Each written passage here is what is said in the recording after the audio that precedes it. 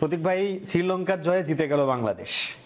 আমরা কিন্তু দেখলাম যে গতকালকে সবাই তাকিয়েছিল শ্রীলঙ্কা জিতছে কিনা, এবং শ্রীলঙ্কা গতকালকে জিতেছে, বাংলাদেশকেও জিতিয়ে দিয়েছে। সেক্ষেত্রে এই দুই আমরা অনেকেই দেখেছি, আপনাকেও ইনফ্যাক্ট দেখেছি যে শ্রীলঙ্কার জার্সি পরে একটা সাপোর্টিভ মুডে ছিলেন আপনি। এখন কিন্তু সাপোর্টার হওয়ার আর অপশন নেই, কারণ এর পরের ম্যাচটাতে আমরা যেটা দেখছি সেটা হচ্ছে যে শ্রীলঙ্কার সাথে বাংলাদেশের খেলা। এই বাংলাদেশের পরবর্তী খেলাতে শ্রীলঙ্কা এবং বাংলাদেশের কি লেভেল এক্সপেক্ট করছেন, এবং আপনার কাছে কি মনে হয় যে বাংলাদেশের রোলটা কি হওয়া উচিত? They can be as much as competitive they can, ঠিক আছে। সেই ক্ষেত্রে পারভেজ হোসেন ইমনকে ওপেনিং আমি দেখতে চাইবো। ইনজুরি কনসার্ন তো নেই সম্ভবত, যতদূর জানি আমরা। তাহলে বাংলাদেশের এখন সিদ্ধান্ত নিতে হবে তাহিদ হৃদয় বা সাইফ হাসান, এই দুজনের কাকে নিয়ে তারা সামনে এগোবে। সিম্পল অ্যাজ দ্যাট, এটাতে সিদ্ধান্ত আসতেই হবে।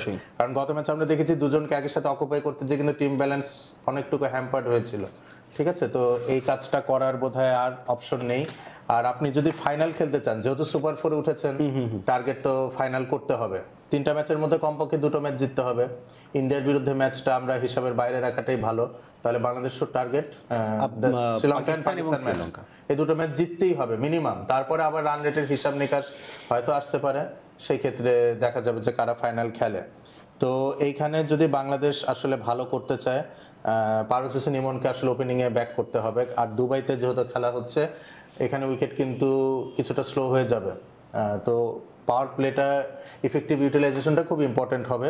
তাহলে ওপেনিংয়ে তানজিদ হাসান তামিম, পারভেজ হোসেন ইমন, নাম্বার 3-তে লিটন দাস রয়েছেন, নাম্বার 4-এ সাইফ হাসানের ব্যাটিংয়ের যা ধরন দেখেছি, আমি তাওহিদ হৃদয়ের সাথেই থাকতে চাইবো। জি, Towhid Hridoy at number 4, Shamim Hasan Patwari at number 5, Jaker Ali Anik at number 6।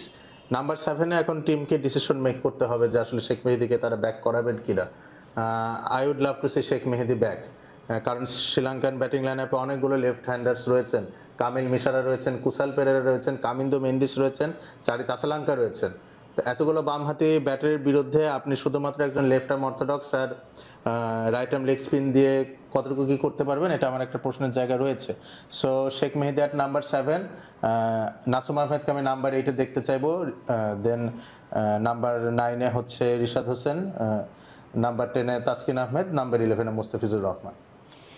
তাহলে আমরা এখানে দেখছি যে নুরুল হোসেন সোহান কিন্তু আবারও বাদ পড়ছেন এখান থেকে, এবং আপনার টিমে সাইফ হাসানকেও আপনি রাখছেন না।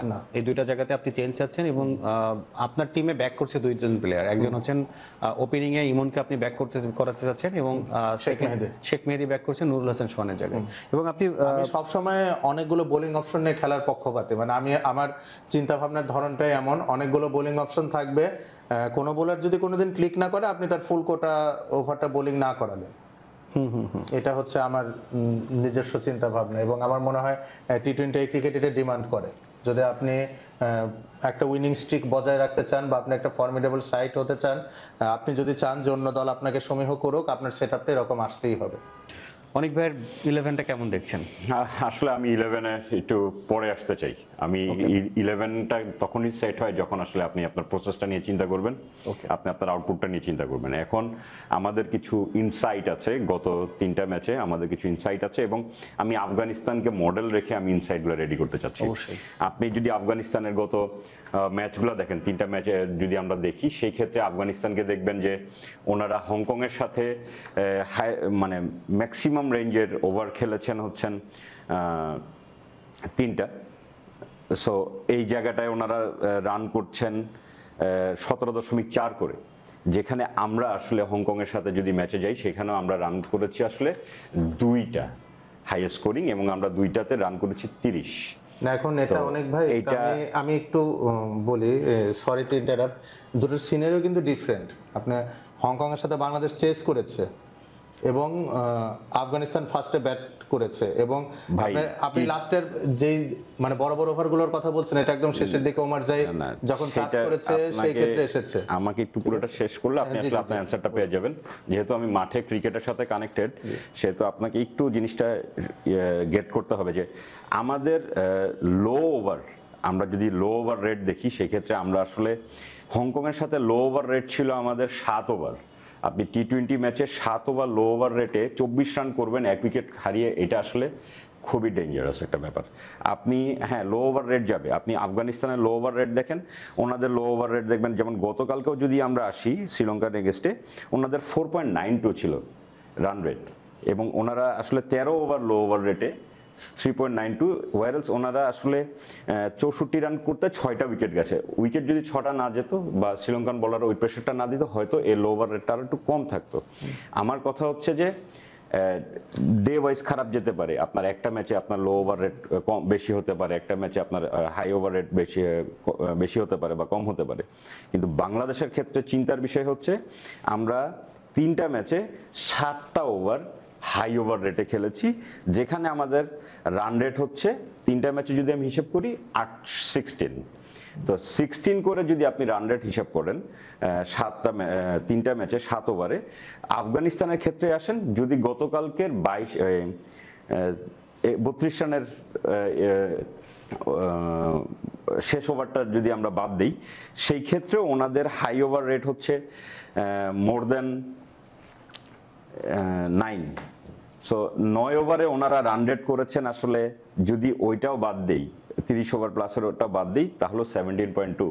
তো এই জায়গাটায় আসলে আমাদেরকে একটু ফোকাস করতে হবে। যদি এই জায়গাটা ফোকাস করেন, হাই ওভার রেট যদি রান বাড়াতে চান, তাহলে আপনাকে অবশ্যই টিম থেকে জাকের আলী অনিককে এক্সক্লুড করতে হবে। আপনি যদি ইন্টেন্ট দেখেন, সোহানের ইন্টেন্টটা দেখেন, উনি যতক্ষণ মাঠে ছিলেন আমার মনে হয়েছে উনি মাঠেই ছিলেন। আপনি জাকের আলী অনেক বল বিট হচ্ছেন, আপনি ব্যাটসম্যান বল বিট হতে পারেন, আপনাকে নিয়ে অপোনেন্ট অ্যানালাইসিস করছে, আপনি একটা শর্ট খেলছেন, আপনি বিট হচ্ছেন, আপনি বুঝতে পারছেন যে আপনাকে নিয়ে স্ট্র্যাটেজি সেট। সোহানকে নিয়ে কোনো স্ট্র্যাটেজি সেট ছিল না, সো আপনি স্ট্রাইক রোটেট করেন, আপনি সোহানকে আনেন। সো এই যে গেম সেন্সের যে জায়গাটা এবং প্রেশার বিল্ডিং এর যে জায়গাটা, এই জায়গাটা অলরেডি জাকের আলী অনেক আছেন, আমার মনে হয় ওনাকে এখান থেকে সরানো উচিত। এবং একটা জিনিস দেখেন, আমরা গত ম্যাচে লাস্ট ম্যাচে আমরা যখন জিতেছি আফগানিস্তানের সাথে, তারপর আমাদের একটা কোশ্চেন মার্ক ছিল, কেন সাইফ হাসান ওই ওভারটা বল করতে কেন এটা পরে আসলেন না? এটার উত্তর গতকালকে আমরা পেয়েছি। শেষে যদি আসতেন সাইফ হাসান, ওই 18-19 রানের জায়গায় এটা 30-36 রানও হতে পারতো। সো বাংলাদেশের এই স্ট্র্যাটেজিটা খুবই ভালো। আমি কিন্তু এটা এর আগেও বলেছি, যে কোচিং প্যানেল বা যে টিমটা আছে, এরা উগান্ডাকে নিয়ে অনেক ভালো করতে পারবে, কারণ ওনাদের স্ট্র্যাটেজি অনেক ক্লিয়ার। আমাদের গত ম্যাচে আফগানিস্তানের সাথে আমাদের পার্থক্যটাই এখানে ছিল যে আমাদের টিম ম্যানেজমেন্টের ডিসিশনের সাথে প্লেয়াররা কোপ আপ করে নিয়েছেন নিজেদেরকে, এবং একটা সুতায় সবাই ফাইট করেছেন। সো ওই জায়গায় যদি আসেন, আপনি পারভেজ হোসেন ইমনকে অবশ্যই ওপেনিং এ আনতে হবে, এবং হৃদয় যেহেতু ব্যাক করেছেন একটা রানে, অবশ্যই হৃদয়কে এখানে দিতে হবে, কারণ সাইফের সাথে হৃদয়ের কম্পেয়ার করলে কোনোভাবেই যায় না। কিন্তু আমরা কেন চাচ্ছিলাম সাইফকে, হৃদয়কে ড্রপ করে, যেন হৃদয় একটু রেস্টে যেতে পারেন, উনি নিচে বের করতে পারেন। এই জায়গাটায় টিম ম্যানেজমেন্ট ওনার উপরে ট্রাস্ট রেখেছেন, এবং উনি সবচেয়ে আইডিওলজিক একটা টিমের এগেনস্টে পারফর্ম করেছেন। এবং আমার সবচেয়ে ভালো ছিল যে ওনার বল দেখা, আপনারা যদি ওই ম্যাচে ব্যাটিং দেখেন, তৌহিদ হৃদয় উনি খুব ভালো বল ওয়াচ করেছেন। এবং আপনি আইডিওলজিক্যালি ক্রিকেট যদি খেলতে চান, আপনাকে চোখের নিচে বল আসতে শট খেলতে হবে, প্রত্যেকটা বল এরকম ছিল। ইভেন তাওহিদ হৃদয় যে বলটাতে আউট হয়েছেন, হয়তো পেস ভেরিয়েশনের কারণে উনি একটু অ্যাডজাস্টমেন্টের সমস্যা ছিল, নাহলে ওনার ইনিংসটা মোটামুটি ঠিকঠাক ছিল, উনি মোমেন্টাম ক্রিয়েট করে ফেলেছিলেন। হ্যাঁ, আমি এবার আসি আমরা রিশাতের জায়গায়। আমি রিশাতের জায়গায় আসলে সাকিবকে চাইব, কারণ কি উনি ব্যাটিং এবং বোলিং যেটাই বলেন, উনি হয়তো ব্যাটসম্যান ওইভাবে অলরাউন্ডার হয়ে উঠতে পারেন নাই, কিন্তু উনি স্ট্রাইক রোটেট করতে জানেন, যেটা রিশাত জানেন না, বা আমরা ওনাকে করতে দেখি নাই, জানেন না বলে ভুল হবে, করতে দেখি নাই। তাহলে এবং ম্যাচটা যেহেতু শ্রীলঙ্কার এগেনস্টে, আমি সাকিবের পারফরমেন্সটা অনেক বেটার এক্সপেক্ট করতেছি এখানে। এবং তারপর এটা অনেক বড় চ্যালেঞ্জিং ডিসিশন হবে, কারণ রিশাদ কিন্তু অলরেডি লাস্ট ম্যাচে উনি প্রমাণ করেছেন উনি কেন কোয়ালিফাইড। আমার খুব ভালো লেগেছিল ওনার ক্লাসিক্যাল লেগ স্পিন দেখে, এবং এইটা দিয়ে যে উনি ওনার কোচের সাথে পড়ালেখাটা খুবই ভালো ছিল, এবং এই জিনিসটা যে মানে আপনার মাঠে প্রয়োগ হয়েছে, এটা খুবই ভালো লেগেছে আমার। সো সেই ক্ষেত্রে আমি আসলে টিমের বাইরে জাকের আলী অনিককে চাইবো, রিশাদকে চাইবো, এবং ওপেনিংয়ে আমি আসলে পারভেজ হোসেন ইমনকে অ্যাড করতে চাইবো। আর যদি আরেকটু বেটার জায়গায় যদি আমরা যেতে চাই, সেই ক্ষেত্রে জাকেরের জায়গায় কি সোহানকে চাচ্ছেন? জি, সোহানকে আমি চাচ্ছি।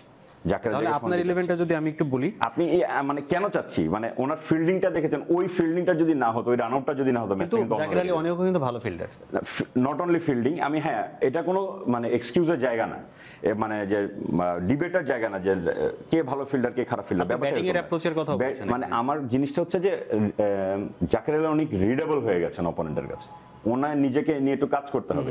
উনি হয়তো একটু রেস্ট পেলে, একটু সময় পেলে, নিজেকে নিয়ে একটু চিন্তা করলে এই যে। তাহলে আপনার 11-এর কথা যদি আমি আসি, সেটা হচ্ছে ইমন ব্যাক করছেন এবং ওপেন করছেন তানজিদ হাসান তামিমের জায়গায়, তামিমের সাথে, এবং আপনার এরপরে লিটন দাস আসছেন, তাহিদ আবার ব্যাক করছেন, মানে যেখানে উনি খেলছিলেন। এরপরের ব্যাটসম্যান হিসেবে আপনি চাচ্ছেন শামীম হোসেন পাটোয়ারি, দেন আসছেন জাকির আলী অনিকের জায়গায় সোহানকে আপনি নিচ্ছেন। এরপরে আপনি চাচ্ছেন শেখ মেহেদী হাসান, তারপরে আপনার 11-এ আসছেন রিশাদের জায়গায় আপনি চাচ্ছেন হচ্ছে নাসুমের জায়গায় নাসুমের জায়গায় থাকবেন, তানজিম হাসান সাকিবের জায়গায়, রিশাদের জায়গায় তানজিম হাসান সাকিবকে চাচ্ছেন, এবং মুস্তাফিজ এবং তাসকিন তাদের জায়গায় থাকছে।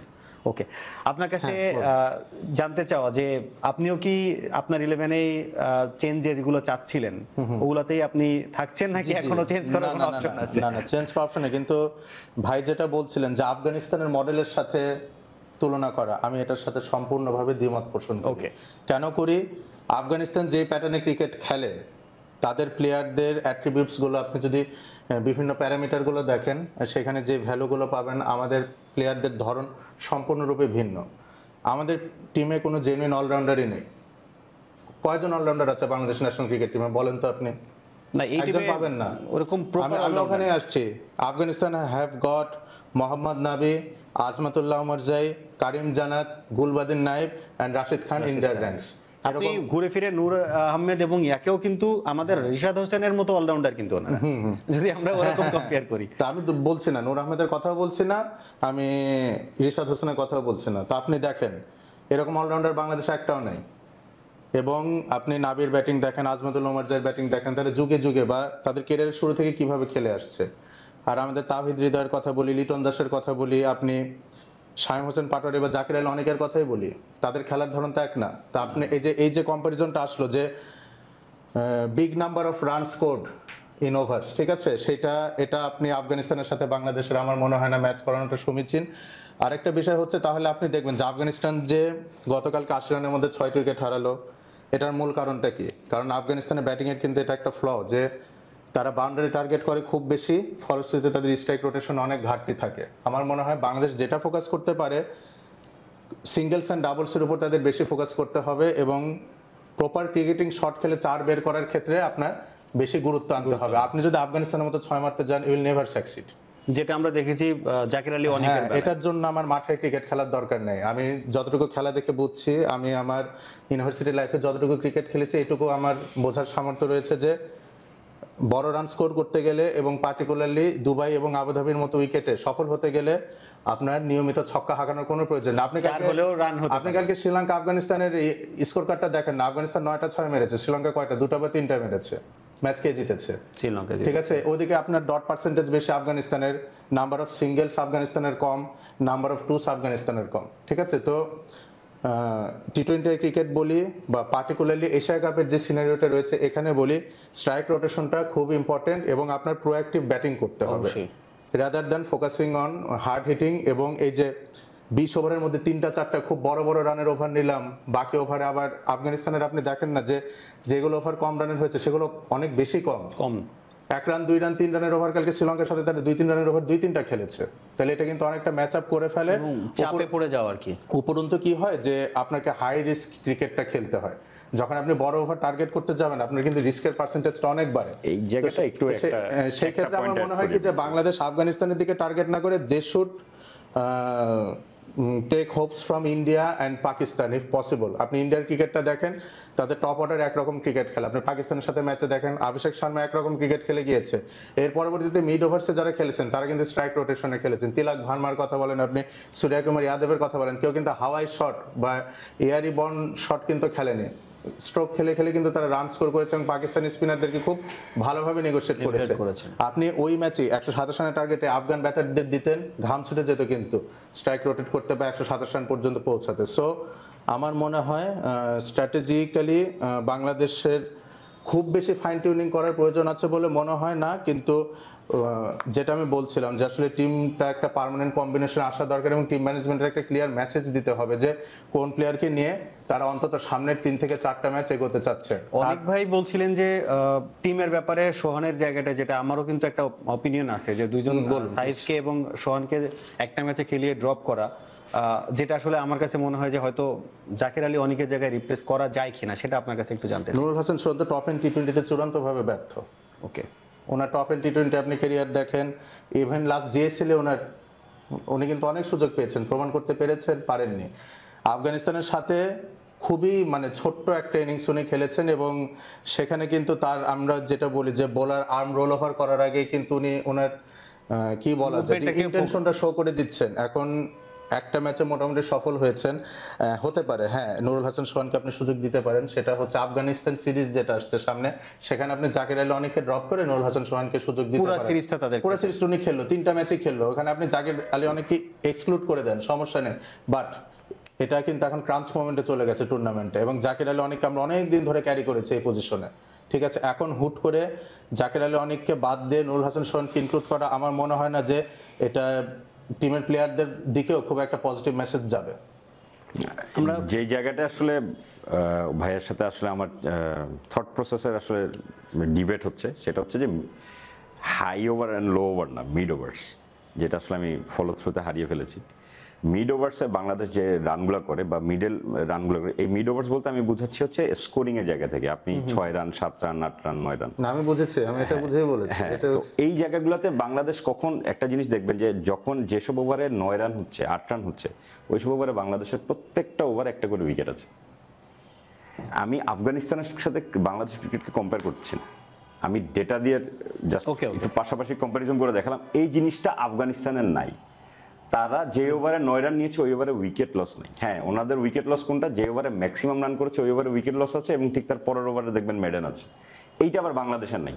সো আমরা যদি মিড রেঞ্জের ওভারগুলোকে রানগুলোকে মানে লো রেঞ্জের ওভারগুলোকে যদি মিড রেঞ্জে কভার করতে পারি এবং ম্যাক্সিমাম ওভার যদি আপনার সেক্ষেত্রে 2টাও বা 3টাও থাকে, আপনার রান কিন্তু অনেক অনেক বেড়ে যাবে, অনেক বেড়ে যাবে। আমরা 140 প্লাসের কাছাকাছি সবগুলোর ম্যাচে কিন্তু 140 অ্যারাউন্ডে ছিলাম। তো সেই ক্ষেত্রে তখন আমরা 160 170-তে যেতে পারবো। আর জাকির আলী অনিকের ক্ষেত্রে যেটা আসছে পয়েন্ট, মেসেজ বাংলাদেশ টিমের ডেপথে যে পরিমাণ ব্যাটসম্যান নেওয়া হয়েছে সেই জায়গা থেকে কিছুটা চ্যালেঞ্জ থাকা উচিত। এবং হ্যাঁ, জাকির আলী অনিকের স্কিল নিয়ে কোনো কিছু আমার ডাউট নেই, বাট ওনার খেলা শ্রীলঙ্কার সাথে এবং লাস্ট ম্যাচে শ্রীলঙ্কার সাথে উনি সাফার করেছেন, ওই জায়গা থেকে আসলে চিন্তা। আমরা প্রতীক ভাইয়ের কাছে জানতে চাই, শ্রীলঙ্কা গতকালকে আফগানিস্তানকে হারিয়েছে, আপনি কি সেম 11 এক্সপেক্ট করছেন নাকি কোনো চেঞ্জ চাচ্ছেন? ওয়েলা লাগের চেঞ্জটা তো বোধহয় হবে, উনি সম্ভবত দেশে ফেরত যেতে পারেন, বাবা মারা গেছেন ওনার, এবং আমাদের ইবাদত হোসেনের ফাদার গতকালকে। আমরা আসলে সমবেদনা জানাই জনিতুল লাগের ফ্যামিলির প্রতি। তো এখানে তো বোধহয় একটা ফোর্সড চেঞ্জ আসবেন, ঠিকসানা হয়তো ব্যাক করবেন এবং মিস্ট্রি স্পিনাররা বরাবরই বাংলাদেশের বিরুদ্ধে অনেক সফল। আমার মনে হয় আরেকটা জায়গা শ্রীলঙ্কান টিম ম্যানেজমেন্ট ভেবে দেখতে পারে কামিল মিশারা এবং কুশাল পেরেরা দুজনকে একই জায়গায় অকুপাই করা। আপনি গতকালকে দেখেছেন যে দুজনে অনেকটা সিমিলার রোল প্লে করছেন, একই টাইপের ব্যাটিং করছেন। তো ব্যাটিং লাইন আপটা যেহেতু শ্রীলঙ্কার বেশ লম্বা, নাম্বার 8-এ হাসানাঙ্গাকে ব্যাট করানোর পক্ষপাতে আমি টি-20-তে না। যে ম্যাচে হচ্ছে মিশারা বাংলাদেশের বিপক্ষে একটা ড্রপের পরে ভালো রান করেছেন, ওখানেও কিন্তু উনি ফার্স্টে খুব শেকি ছিলেন। হ্যাঁ, তো মানে আমি এটাই বলতে চাচ্ছি যে আমার মনে হয় কি যে ওয়ানিন্দু হাসানাঙ্গাকে নাম্বার 8-এ ব্যাট করানো, ওনার নামের প্রতি সুবিচার করানো হচ্ছে আরেকটু ওপরে। কারণ টি-20 এমন একটা ক্রিকেট, আপনি যদি 14 বা 15তম ওভারেও ব্যাট করতে আসেন, আপনি যদি 36 বা 42 বল বাকি থাকে, আপনি বড় জোর 15 থেকে 20টা বল পাচ্ছেন। আমার মনে হয় ওয়ানিন্দু হাসানাঙ্গা 15 থেকে 20টা বল খেলার মতো ক্যাপাবল। তো সেই ক্ষেত্রে আমার মনে হয় ইদার কামিল মিশারা বা কুশাল মেন্ডিস যে কোনো একজনকে তারা ড্রপ করে নিচে বিনুরা ফার্নান্ডোকে যদি ইনক্লুড করা যায়, আমার মনে হয় সেই ক্ষেত্রে এই টিমটা অনেক বেশি কম্পিটিটিভ হবে। আমার এই শ্রীলঙ্কান এই সিদ্ধান্তে যাওয়ার একটা বড় কারণ আমার কাছে মনে হয়েছে যে লাস্টে বাংলাদেশের সাথে যে 3 ম্যাচে টি-20 এই সিরিজটা ছিল, ওখানে তাদের ব্যাটিং ব্যর্থতা একটা ভীতি ঢুকিয়ে দিয়েছে তাদের মধ্যে, যে সেই জন্য তারা একটা ডিপ ব্যাটিং লাইন আপ নিয়ে প্রতিটা ম্যাচ গিয়েছে। কিন্তু এখন যদি আপনি টুর্নামেন্টে ফার্দার প্রসেস করতে চান, আপনার 5টার বেশি বোলিং অপশন লাগবে। আপনি ইন্ডিয়া এবং পাকিস্তানের মতো দলের বিরুদ্ধে খেলবেন। তো আমার মনে হয় এখন সময় এসেছে শ্রীলঙ্কান টিম ম্যানেজমেন্টের আরেকটু সাহসী সিদ্ধান্ত নেওয়ার। অনেক ভাইয়ের কাছে কি টিম এক্সপেক্ট করছি আমরা শ্রীলঙ্কার? আমি ভাইয়ের সাথে একমত, এই টিমটাই আসলে আসা উচিত। এবং গ্রুপ 4 এই জায়গাটায় আসলে এখন আমরা দেখবো আসলে সব টিমই হাইলি প্রেশার ম্যাচ হবে এখন। সো সবাই সবার সর্বোচ্চটা দিয়ে খেলবে। আমরা আশা করি যে টিম নিয়েই বাংলাদেশ খেলুক, বাংলাদেশ তাদের সেকেন্ড রাউন্ডের ফার্স্ট ম্যাচে জিতুক এবং এই জয়টা ধারাবাহিকভাবে অব্যাহত রেখে বাংলাদেশ ফাইনালে যাক, এই এক্সপেকটেশন আমাদের সবারই আছে।